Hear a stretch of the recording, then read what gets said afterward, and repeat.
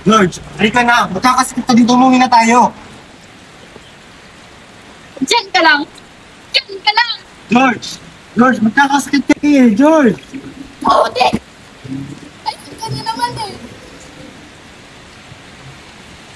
Palibasa kasi, alam mo kung paano ako yun eh.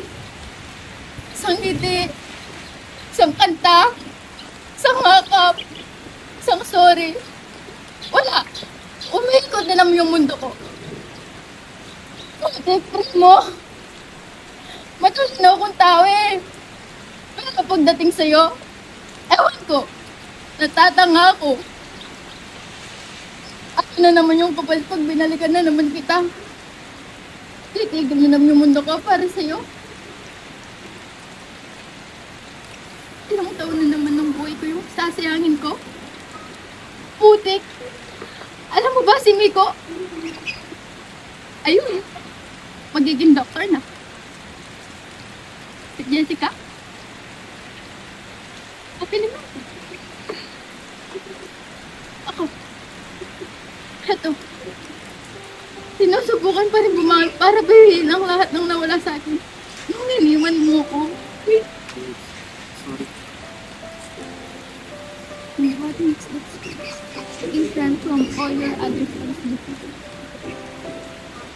Alas, pitong taon ng buhay ko binigay sa pinag-ibig. At sa pitong taon na yun, isang beses lang ako nagsabi, pagod na ako. Isang beses lang ako nagtanong kung kaya ko pa ba. Isang beses lang ako nagkaroon ng lakas ng loob para sabihin kung ano talaga yung nararamdaman ko. Nasasaktan na ako. Nauubos na ako.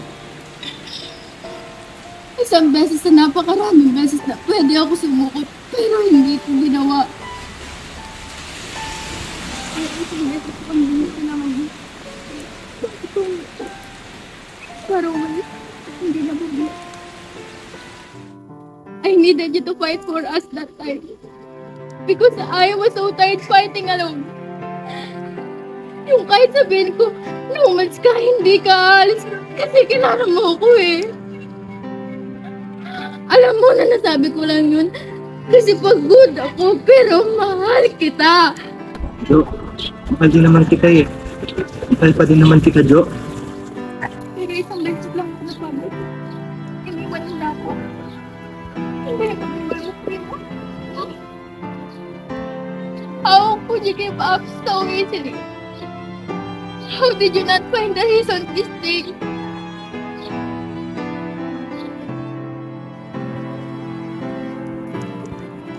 Hindi na ako papayag na ubusin mo ko ulit. Pagtiging ng ulan, pag-uwi ko, I want you back.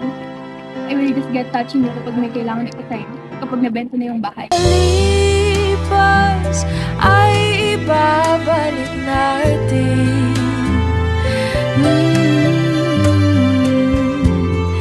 Ipapaalala ko sa'yo.